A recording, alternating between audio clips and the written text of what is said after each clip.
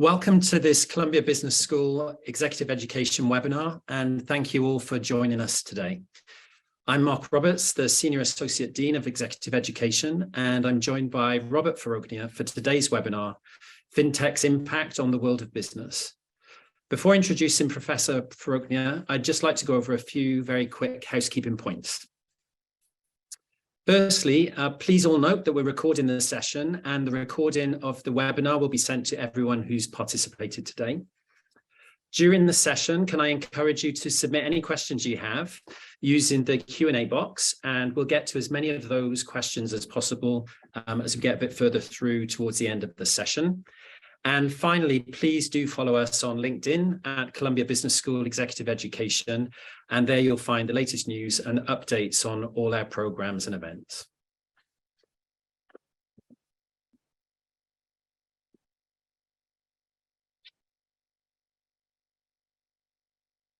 It's with great pleasure that I introduce Robert Farrokhnia. Hi, Robert. Robert Farrokhnia is a recipient of the Dean's Award for Teaching Excellence, is the Executive Director at the Dean's Office of Advanced Projects and Applied Research in Fintech, and he's the Faculty Director of our new Executive Education Program, Future of Finance, Leveraging Fintech Innovation. And this program is going to be taking place both live online and in person on our fantastic campus from June the 6th to June the 9th next year. Robert's academic work, including both his teaching and his research, are at Columbia Business and Engineering Schools, and his professional background encompasses innovation-driven principal investment in startups, M&A, operations management, and turnaround and restructuring of established and startup ventures. His work has been deployed in various enterprises and has been featured in leading publications and best-selling books. Welcome, Robert. It's really great to be with you for this session today. Thank you, Mark, and good day to everybody. Thank you so much for joining and giving us your time. Look forward to having a fun and engaging conversation with Mark, and you all at the end. That's great. Thank you. And Robert, many of today's viewers proactively submitted questions to us in advance of this webinar and this session. So what we thought would be a good idea was to structure the session a bit like more like a fireside chat. So what we've done is select a number of these questions, which came up quite a lot, really, and focused on those to help us guide the discussion and the conversation today. So if I can, let's start by talking about the state of the fintech industry today. And Robert, our first question is really, apologies for this, but it's a pretty broad one. It's really, how is the fintech sector doing, especially in the light of the recent market downturn? And what would you say are the dynamics, both the good ones and the bad ones, that are affecting the industry the most in real time? Sure. In order to best address this question, it might make sense to look at it through a quick historic background. Obviously, fintech has been with us for a long time. Saying something is driven by technology these days, in essence, just saying, stating an obvious. But since 1950s and 60s, we have been seeing applications of technology in financial services, hence fintech, or a broad definition of fintech. And up until mid-90s, for the most part, these applications of technology are confined to the back end or non-consumer facing aspects of financial services. People used to go to the bank and to the branches to interact, whereas in the background, transfer of money or cashing of checks might have been automated through applications of tech tools or service or solutions. But at the end of the day, it didn't change much from a consumer perspective. But then in the mid-90s, with the advent of internet, we saw the first iterations of consumer-facing aspects. But it was mostly static. Perhaps you could check your balance online, and that's about it. And that evolution has slowly continued and evolved. But then in mid-2000s, we had a Cambrian explosion of innovation in fintech, which were primarily catalyzed by the advent of smartphones and iPhones first, obviously. And there, all of a sudden, every one of us ended up having a computer in our pocket that's GPS enabled and always on, always connected, and with the camera and on and on. So it wasn't long before mobile became the primary face of fintech, especially in the consumer setting, as well as some enterprise settings as well. So we saw a lot of different applications. We saw a certain secular shifts in how fintech come to be, everything from compression of fees to broadening of access.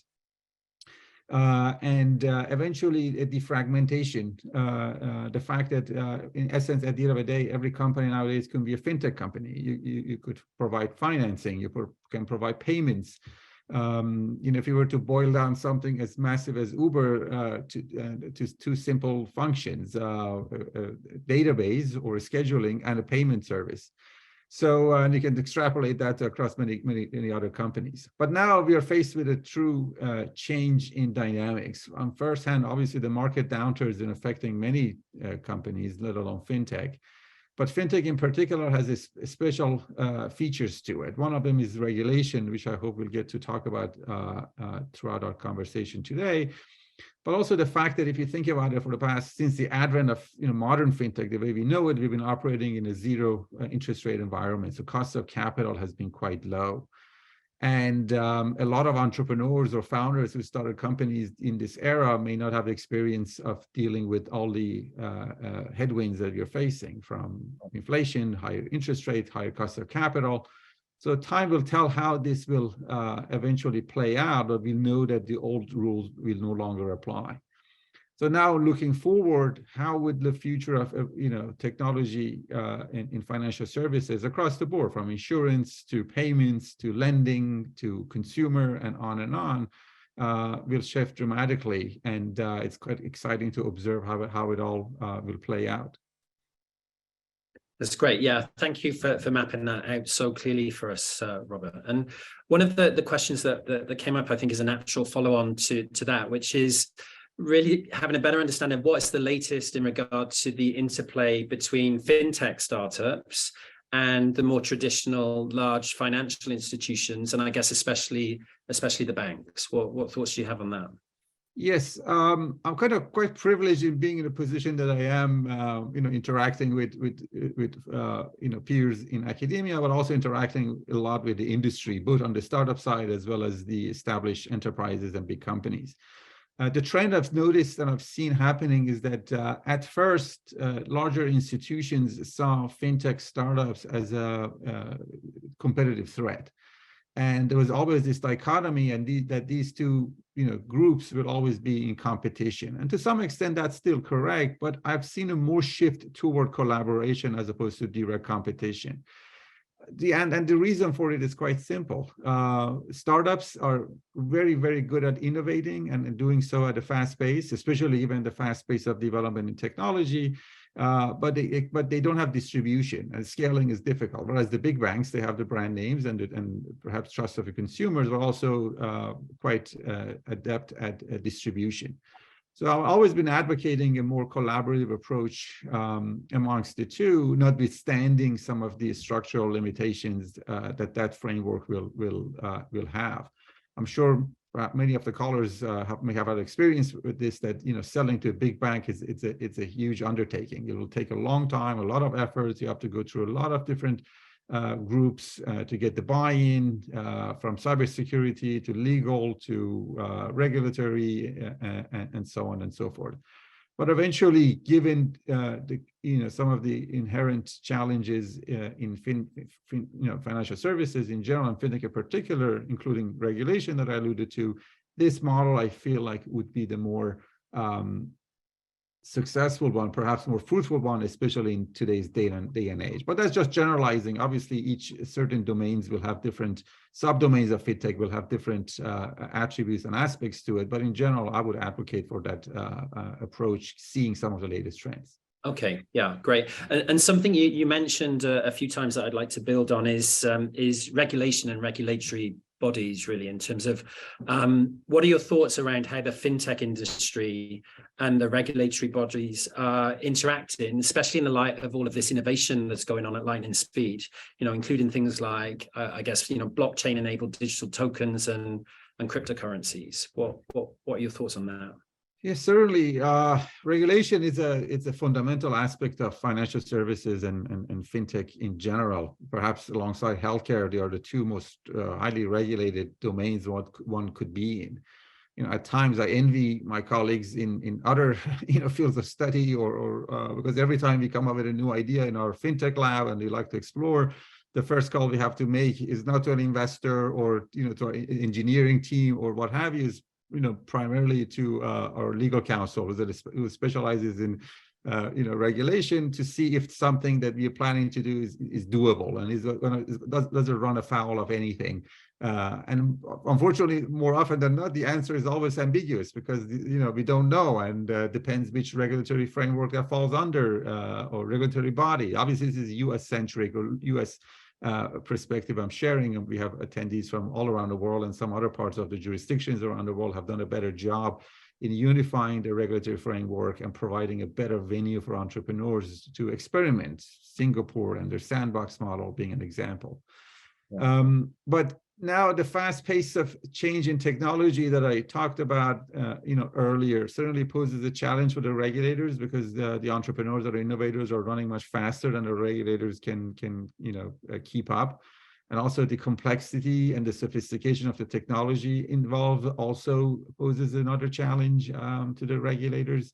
You really need a team of not just lawyers and policymakers and folks well versed in regulatory rules to be a part of a regulatory body. But also now you need engineers, people with deep technology understanding of technology, and lastly, some of the newer solutions you mentioned, blockchain and blockchain-enabled solutions, certainly have added even more complexity. And unfortunately, we have had some bad actors that have made a bad reputation to some extent for some of these newer things. So the reaction from the regulatory bodies has been a bit obviously more cautious, which is perfectly fine. We understand that we need to protect the investors, and especially retail investors as well.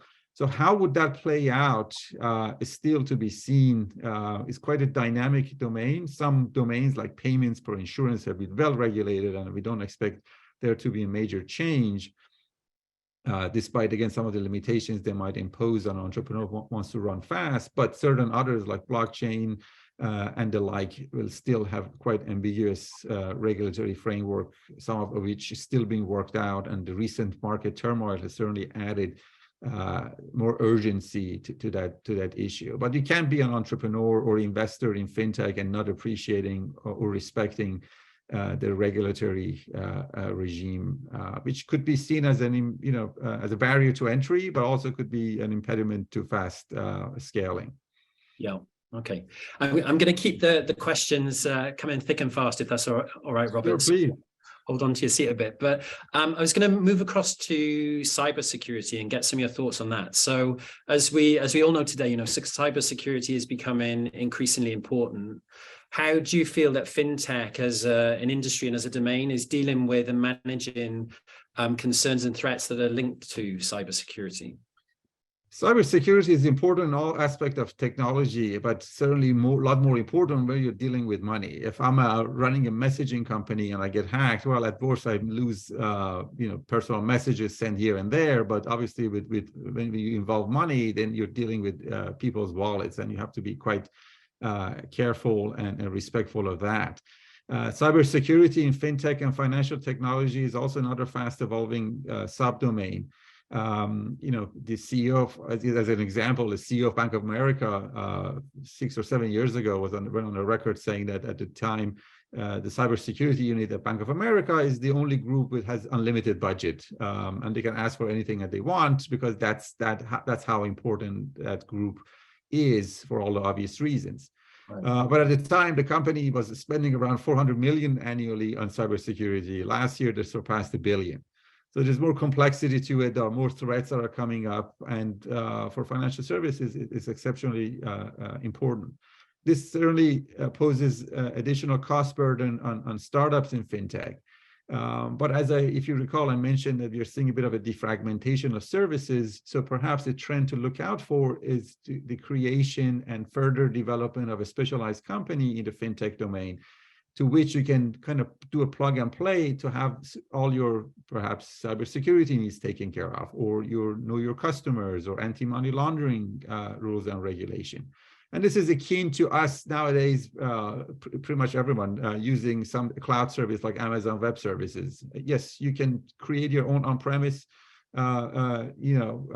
technology required to run your infrastructure, but in order to maintain it, keep it, ensure that it's not attacked and it's secure, the cost becomes quite prohibitive. So why not use Amazon or one of the competitors that have a lot of money to be able to spend on these specialties, and I can develop deep expertise for it. Certainly you have to charge for it, but at least there's one thing off my mind to which I can plug and play. So most likely that would be a trend that might become relevant in fintech in general, and for cybersecurity and related matters in particular.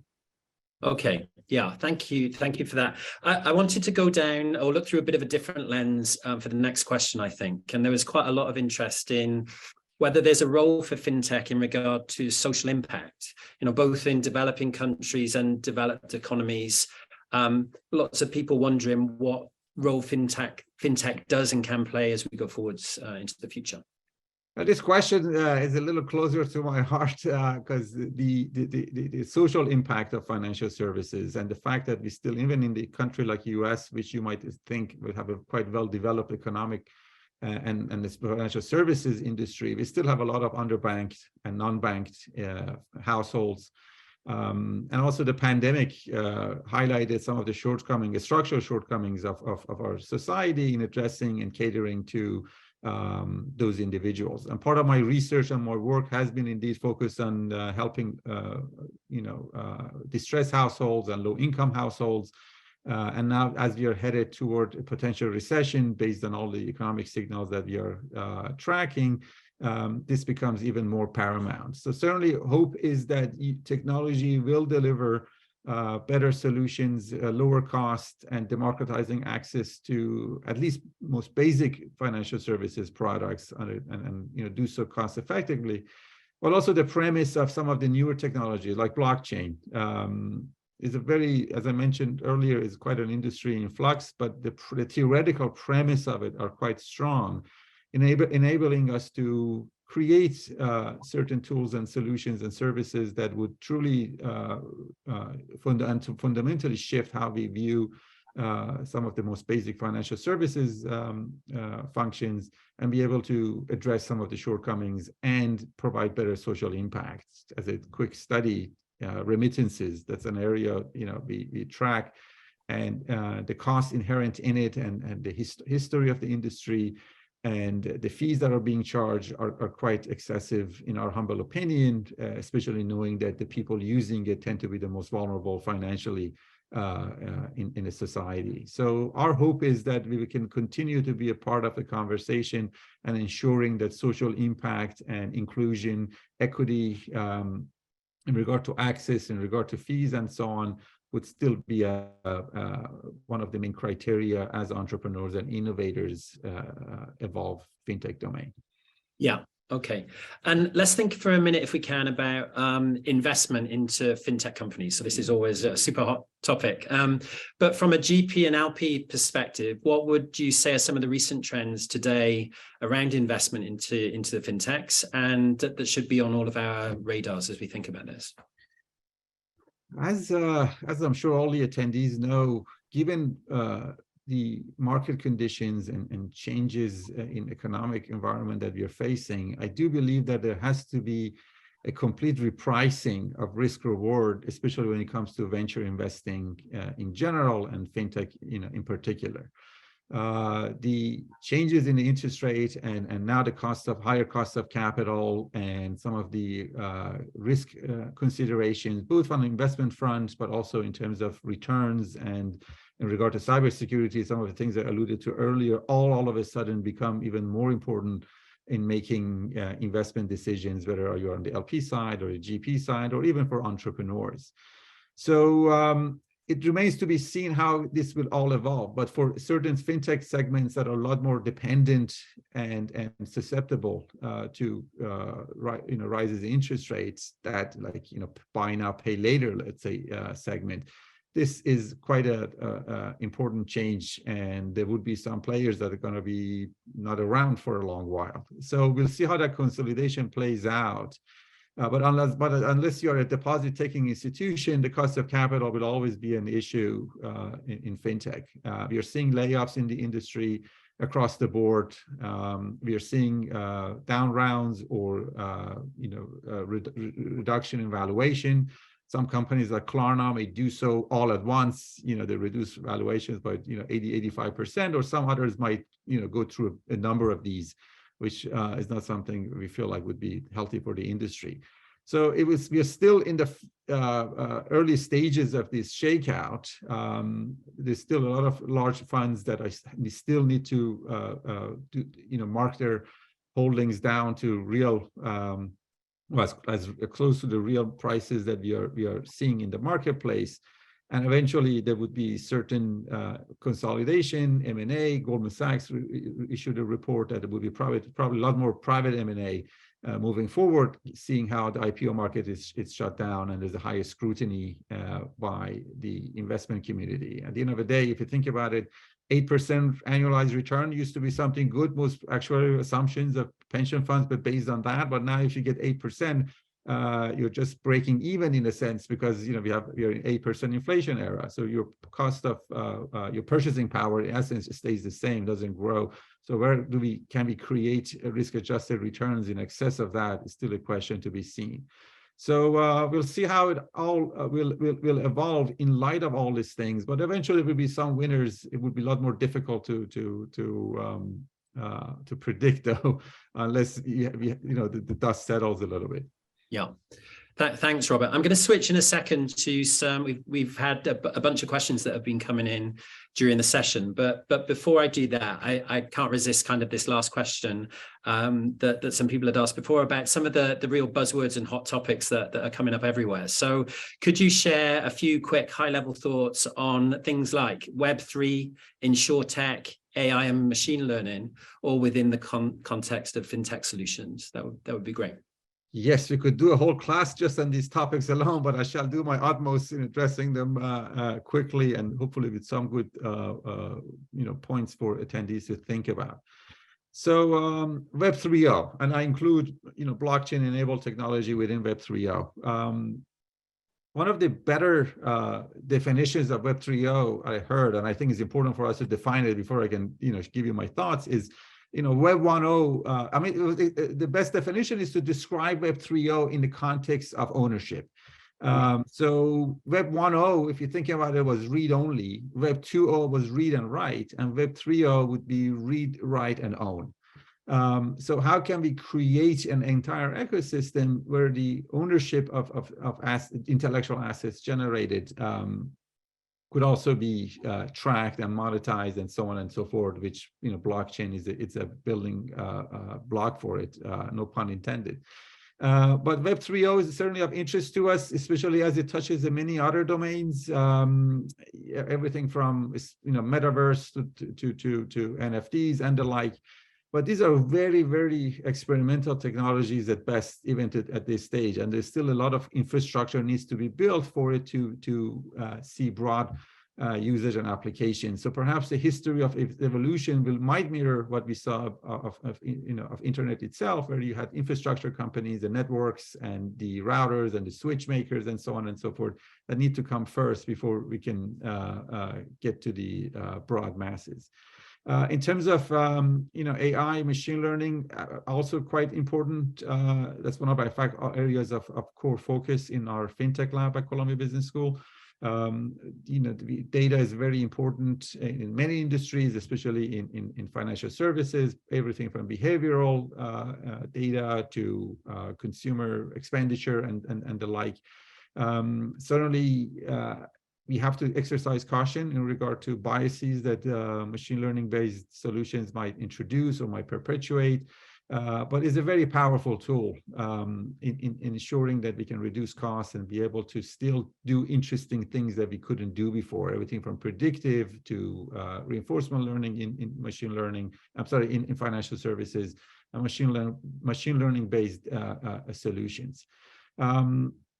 And this also comes is one of the earlier applications of technology tools in financial services, especially on the predictive side. So we're seeing applications in insurance, in payments, in fraud detection and protection, cybersecurity, and the likes. So it's one of the more faster evolving domains, and application of it, I think, has been proven already. So how it all devolved, we'll see. Part of it is predicated on having access to good data, but that's a separate conversation. Okay.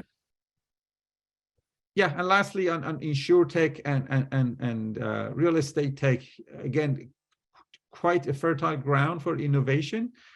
Predicated, you have access to some early, at least good data, depending on the problem you're trying to tackle first. And obviously, it's always important to ask the question, what are we trying to do? And then see if you have the data to do it, as opposed to the other way around, which doesn't lead to some of the best outcomes. But with that, I'll stop, just to ensure that we can address questions. I'm more than happy to stick around a few more minutes in case attendees are interested, and ensuring we can address more questions. Yeah, thanks, Robert. There are some questions that have been coming in sort of during the session that I've been keeping my eye on, and I think if we can tackle a couple of those, it would be great. A few people have asked something similar, but Clebson has said, what would be the impact that a fintech could bring for traditional companies? So I know you've spoken a bit about traditional banks, but I think he's expanding the thinking beyond banks specifically, and thinking more broadly around companies and fintech, and what impact will fintech have? Indeed, certainly the answer will depend on the industry itself. But as I mentioned, pretty much all companies at some point in time will have accounts receivable and accounts payable, and they have to interact with their own suppliers. So fintech can indeed provide timely solutions, everything from overnight lending to collateralized lending or tokenizing assets, or for supply chain or value chain in general, be able to leverage blockchain-based technologies to reduce costs, reduce friction. So all of that is possible, but the answers will always depend on the industry that you're in, and what ecosystem you're engaged with. Certain industries are a lot more adept and open to leveraging technology-based tools for this, and some are not. But there's always value in exploring ways internally where engaging with customers, whether you're on an enterprise or retail side, could benefit from applications of technological tools to address financial related questions, whether that's internal reporting, or as I mentioned, dealing with customers and tracking of expenses, or general P&L related matters in-house. Great, and I'm conscious of time, but I think I've got a really good last question for you, Robert. So Christopher has just asked, do you have any recommended readings, podcasts, etc., for an introduction to fintech, Web3, and metaverse? And I guess more broadly than that, if people want to dig in more around fintech, what should they be doing today, and what should they be looking at? Well, certainly, if they were a student, I would advocate taking a number of classes that they offer at CBS, but nevertheless, it's a very dynamic domain. There is no one, unfortunately, particular outlet I could recommend. The flow of information has been incessant, and it's impossible for anyone to keep up. So depending on your interest in general, I would advocate you obviously reading the usual suspects, Financial Times and Journal and New York Times of the world, but perhaps protocol.com, or if you're interested in crypto domains, following things like CoinDesk and the like would be helpful. And a lot of industry associations are increasingly putting out interesting reports, but you always have to read them with a little bit of a understanding that there might be some agenda here or promotion, but nonetheless, there have been good dissemination of information through the sources. And obviously, McKinsey and the like also produce interesting reports on fintech. So we follow those, as well as reports by the likes of PitchBook that do produce interesting, data-backed research specific to fintech. So I said that was the last question. This is the last question. All right. So I'm curious to know the answer myself. So Susan says, is there any virtual technology that creates a template overlay to show the regulations that fintech needs to abide by? Do you have any? I wish there was one.